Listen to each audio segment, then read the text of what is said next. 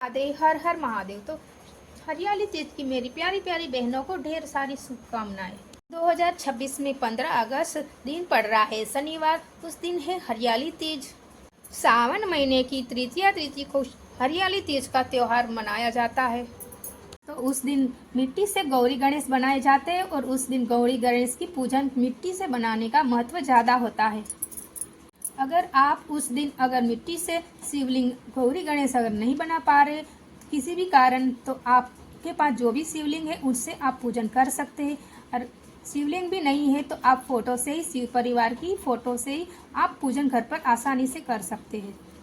हरियाली तीज के महिलाएं एक सज सवर कर हरा श्रृंगार करके शिव जी माता गौरी की पूजन करती है। हरियाली तीज के दिन आप हाथों में मेहंदी, हाथों में हरी चूड़ी, पैरों में महावर, सिंदूर, माथे में बिंदी, 16 श्रृंगार कर कर माता गौरी का पूजन करते हैं और माता गौरी से हम उस दिन सुहाग भी लेते हैं। तो आपको अच्छे से सज सवर कर सुबह से स्नान करके अच्छे से रेडी होकर 16 श्रृंगार कर कर माता गौरी की और शिव जी का पूजन करना है। और बस हमें उस दिन अच्छे से सज सवर कर सुबह से स्नान के, हमें ये पूजा सुबह में ही किया जाता है, तो हमें सुबह अच्छे से स्नान आदि करके फिर पूजा में बैठना है।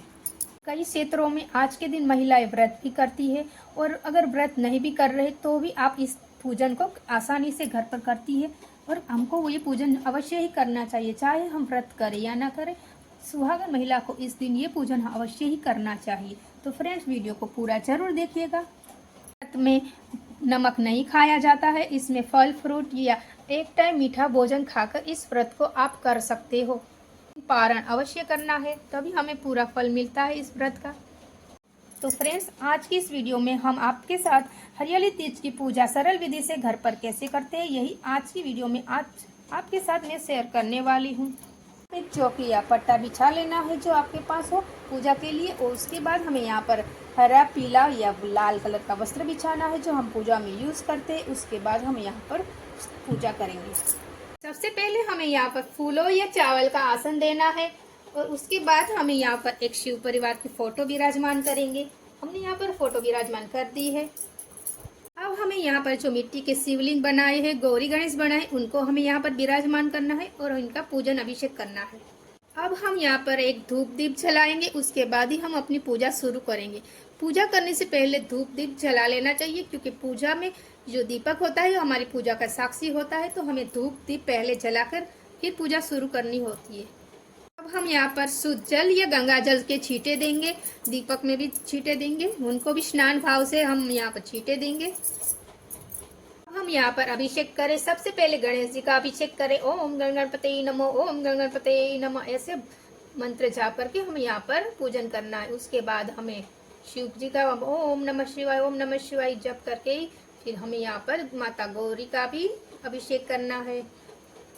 उसके बाद हम अब करेंगे कच्चे दूध से स्नान करवाएंगे, अभिषेक करेंगे। आप यहाँ पर चंचरणामृत जो पंचामृत आता है उसको भी अभिषेक कर सकते हैं। तो यहाँ पर मैं चम्मच से स्नान करवा रही हूँ, अभिषेक कर रही हूँ, क्योंकि हमें यहाँ थोड़ा सा ही अभिषेक करना होता है। घर पर मंदिरों में होता है जो बड़ा बड़ा अभिषेक हम लोग करते हैं, क्योंकि ये मिट्टी के शिवलिंग हमने अरे घर पर बनाए हैं, वो छोटे होते और जो खंडित होने का डर लगता है, इसीलिए हमें यहाँ पर चम्मच से स्नान करवाया है। आप चाहे तो बड़े शिवलिंग बनाकर भी ज़्यादा दूध से अभिषेक करते हैं। मैंने यहाँ पर ऐसे आपको चम्मच से स्नान करके दिखाया है। अब हम शुद्ध जल से एक बार और स्नान करवाएंगे, अभिषेक करेंगे। यहाँ पर हमें 3 बार स्नान और अभिषेक होता है शिव जी का। ओम नमः शिवाय का जब हर बार करें, माँ गौरी का नाम लेके ओम महागौरी नमः। अब यहाँ पर हमें अभिषेक कर लिया है। ज़्यादा पानी डालने से क्या कि इस शिवलिंग खंडित होने का डर लगता है, इसलिए मैंने चम्मच से स्नान करके दिखाया है।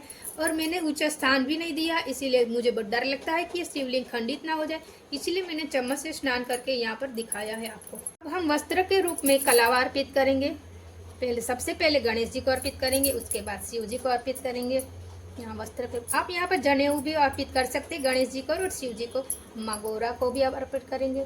अगर आप चाहे तो यहाँ पर चुंदड़ी जो होती है छोटी सी आती है, वो माँ गौरा को आप अर्पित कर सकते हो। मेरे पास छोटी चुंदड़ी मैंने नहीं रखी, मैंने यहीं पे ओढ़ा दी है माता गौरा को। तो आपके पास छोटी चुंदड़ी हो तो आप यहाँ पर ओढ़ा सकते हो माँ गौरा को। चंदन से टीका लगाएंगे। गणेश जी को सबसे पहले टीका लगाएंगे। ओम गणपते नमः, ओम गणपते नमः। उसके बाद शिव जी को टीका लगाएंगे। आप यहाँ पर शिव जी को पीला चंदन या सफ़ेद चंदन का ही टीका लगाइए, हल्दी कुमकुम रोली उसका टीका यहाँ पर आप ना लगाइए। अब हम यहाँ भी पूजन कर लेंगे, क्योंकि हमें यहाँ भी पूजन करना है। यहाँ पे हम सफ़ेद चंदन का और पीला चंदन का टीका लगाना है, गणेश जी को, कार्तिकेय जी को, नंदी जी को, शिव जी को। उसके बाद हमें टीका लगाना है। गोरा को लाल सिंदूर का टीका लगाएंगे। अगर आपके पास सिंदूरा है तो वहाँ पे सिंदूरा भी आप रख सकते हो और माता गौरा को टीका लगा सकते हो। यहाँ फोटो में भी टीका लगा देंगे माँ गौरा को लाल कलर का। ओम माँ गौरी नमो जप करते हुए हर चीज़ आपको पूजा के टाइम मंत्र जब कोई सा भी आप उच्चारण करके आप अंदर ही अंदर फिर आपको पूजन करना है। हमें दीपक पर भी टीका लगाना है, क्योंकि वो भी हमारी पूजा का साक्षी है, तो हमें उनका भी यहाँ पर पूजन करना है। पर चावल अर्पित करेंगे। अक्षत जिसको बोलते हैं, यहाँ पर टूटे हुए चावल नहीं लेना है। अक्षत होता है खंडित, वो चावल नहीं लेने हैं। यहाँ पर हमें शिव जी पर, सब परिवार को, शिव परिवार के पूरे पर अक्षत यहाँ अर्पित करना। हम यहाँ फोटो पर भी अर्पित कर देंगे। थोड़े से चावल हम अक्षत यहाँ भी अर्पित करेंगे, दीपक पर भी। यहाँ पर हम सुगंधित अत्तर अर्पित करेंगे। आप चाहे तो कलावा में लगा कर भी ना अर्पित कर सकते हैं। मैं भूल गई थी, तो हम कॉटन पे ही अर्पित कर देंगे। हम सबसे पहले गणेश जी को अर्पित करेंगे, उसके बाद हम शिव जी पर अर्पित करेंगे। यहाँ पे रख दो। उसके बाद माँ गौरा को अर्पित करेंगे और यहाँ फोटो में भी हम अत्तर अर्पित करेंगे। यहाँ भी अर्पित कर देते हैं। हम फूल अर्पित करेंगे। आपके पास जो भी फूल हो आप यहाँ पर अर्पण कर सकते हो। मैं यहाँ पर लाल फूल मेरे पास नहीं था, मेरे पास पंखड़िया है, वो भी हम यहाँ पर अर्पित कर देंगे। लाल फूल मिल जाए तो बहुत अच्छी बात है, वरना कोई सा भी फूल यहाँ पर माता गौरा को अर्पित कर सकते हैं। मेरे पास था, वो मैंने देखा तो टूट गया था। देखो टूटा हुआ है, तो उनकी पंखड़िया मैं चढ़ा दे रही हूँ।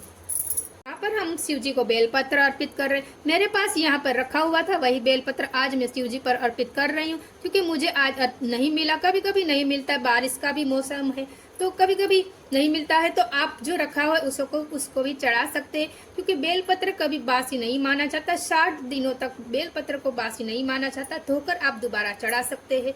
तो मैंने यहाँ पर धतूरा और फूल मिले थे, तो वही चढ़ा दी। बेलपत्र मुझे नहीं मिला था, पहले का रखा हुआ ही मैं अर्पित कर रही हूँ यहाँ पर। तो मुझे धतूरा और फूल मिले, वही मैं यहाँ पर शिव जी को जो भी प्रिय चीज़ हो, भांग, धतूरा, मदार के फूल, सब कुछ प्रिय जो होता है आप यहाँ पर अर्पित कर सकते हो। फोटो को भी फूल चढ़ा देंगे यहाँ पर शिव जी के। अब हम यहाँ पर दीपक को भी फूल अर्पित कर देंगे। हम लगाएंगे भोग। हम यहाँ पर भोग लगाएंगे। आज घेवर का भोग लगता है, घेवर चढ़ाया जाता है भोग में। तो पर मैंने यहाँ पर दूध की मिठाई बनाई है। मैंने यहाँ पर जो दूध को फाड़ के बनता है चीनी और इलायची से, वही यहाँ पर भोग लगाया है। आप यहाँ पर खीर, पुआ, मालपुआ या तो मिठाई कुछ भी भोग लगा सकते हैं, और या तो फल का भी भोग लगा सकते हैं। यहाँ पर हमने फल का भी भोग लगाया है। हमें यहाँ पर 5 फल चढ़ाए जाते हैं। कोई सा भी 5 फल अलग अलग ले सकते हैं, या तो एक फल भी लगाया जा सकता है। तो आप यहाँ पर ऋतु के हिसाब से कोई भी फल का भोग लगा सकते हैं। यहाँ पर मैं माँ गौरा को श्रृंगार सामग्री अर्पित कर रही हूँ। आज के दिन श्रृंगार सामग्री जब अवश्य ही अर्पित करें। 5 या 7 चीज़, चूड़ी, बिंदी, कुछ भी आप अर्पित कर सकते हो। साड़ी हो सके तो साड़ी, या तो ब्लाउज पीस, या तो चुंदड़ी भी आप यहाँ पर अर्पित कर सकते हो। हरा नहीं तो लाल कलर का भी आप यहाँ पर सुहाग सामग्री अर्पित कर सकते हो, क्योंकि लाल भी माता गौरा को प्रिय है, क्योंकि वो सुहाग की निशानी होती है लाल कलर। तो बस हमने यहाँ पर अर्पित कर दिया है। अब हम माता को सिंदूर को यहाँ पर लाल सिंदूर अर्पित करेंगे। याद रखें कि जब जितनी बार आप यहाँ पर माता गौरा को सिंदूर अर्पित करेंगे, तो उतनी बार ही आपको वापस सुहाग लेना है। तो आज के दिन सुहाग लिया जाता है, तो आपको ये चीज़ याद रखनी है। तो हमने यहाँ पर 5 बार लिया है, तो हम 5 बार श्रृंगार को, माता को श्रृंगार कर देंगे। तो हमने 5 बार लिया है, आप जितनी बार लो उतनी बार आप याद रखना। अब यहाँ पर हम आरती कर लेंगे। अगर आपके पास कपूर है तो आप कपूर से आरती कर लो, या तो यही दीपक आपने जलाया है उसी से आप आरती कर सकते। 3 या 7 बार घुमाकर, 5 या 7 बार घुमाकर आप यहाँ पर आरती कर सकते हो। आप यहाँ पर कोई सी भी आरती कर सकते हो। बस मैंने यहाँ पर आरती कर ली है। आरती करने के बाद हमें शीतलीकरण करना होता है। अब हम यह 3 बार ऐसे घुमा कर शीतलीकरण कर लेंगे। बस हमें ज़रूर ऐसे करना है। अब हम यहाँ पर सारी पूजा संपूर्ण हो जाए उसके बाद हमें यहाँ पर दक्षिणा अर्पित करनी है। आपकी सामर्थ्य के हिसाब से आप कुछ भी अर्पित कर सकते हो। यहाँ पर दक्षिणा हमें अर्पित करनी है। यहाँ पर हम रख देते हैं, अर्पित कर देते हैं दक्षिणा। यहाँ पर श्रृंगार सामग्री में रख देते हैं, क्योंकि पूजा में जो भी कमियाँ होती है ये दक्षिणा हमारी कमियों को पूरा करती है, तो हमें दक्षिणा अवश्य ही अर्पित करना है। अब हम यहाँ पर एक हाथ में चावल और थोड़े से फूल लेकर यहाँ पर कथा सुन लेंगे। और कथा सुनने के बाद आज के दिन अवश्य कथा सुननी चाहिए, चाहे व्रत करो या ना करो, आपको अवश्य ही कथा करनी है यहाँ पर। और या तो पढ़ भी सकते हो या तो आप सुन भी सकते हो। तो हमने कथा पढ़ने के बाद ये चावल और जो फूल है वो शिव जी के चरणों में, माँ गौरा के चरणों में हमें अर्पित कर देना पे यहाँ पे। और उसके बाद हमें यहाँ पर पूजा संपूर्ण हो जाने के बाद हमें थोड़ा सा हाथ में जल लेना है और 2 बार यहाँ घुमाकर यहाँ पर छोड़ देना है। और ये जो जल है आप सूर्य को अर्घ देना है, आपको अर्घ दे देना आप इसको। ये हमें अगले दिन हटानी है। अगर आप ये पूजा सुबह नहीं किया है तो आपको ये पूजा शाम को भी कर सकते हो। और पूजा शाम को हो जाए तो अगले दिन आप ये चौकी का विसर्जन सब सामग्री का कर सकते हो। और ये भोग प्रसाद आप परिवारजनों में बांट लीजिएगा। तीज की सबसे सरल पूजा विधि आपको यहाँ पर मैंने करके दिखाई है। अगर वीडियो पसंद आया तो प्लीज़ एक लाइक करके जरूर जाइएगा। सब्सक्राइब कमेंट जरूर करिएगा। राधे राधे, हर हर महादेव।